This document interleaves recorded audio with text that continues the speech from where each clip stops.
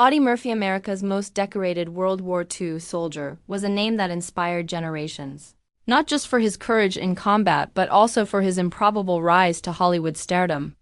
With a face that symbolized honor and bravery, he was revered as the embodiment of patriotic sacrifice, his legend built on battlefield valor and silver screen charisma. But behind the medals, red carpets, and tightly tailored uniforms, there existed a man consumed by trauma. After surviving the unspeakable horrors of war, Murphy returned to a country eager to celebrate him, only to find no peace waiting. He acted in over 40 films, even portraying himself into hell and back.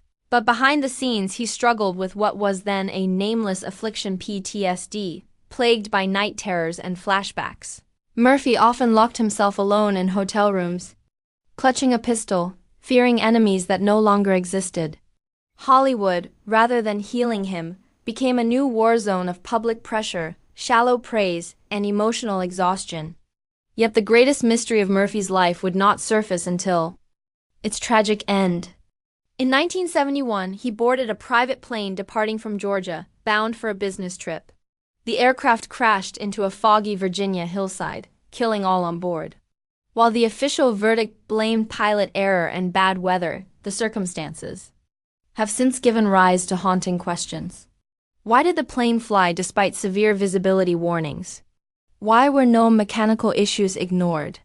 And why would Murphy, famously cautious when it came to air travel, agree to that flight at all? Some have speculated that financial pressures may have forced his hand, while others whisper of darker motives, enemies in Hollywood, or even unresolved conflicts within military or government circles. Though hard evidence is scarce, the unusual details have never sat well with those closest to him. Murphy, it seemed, died under circumstances as murky as the fog that consumed his final flight. Today, his legacy is a paradox, a story of honor clouded by heartache, a national treasure tormented by personal ghosts.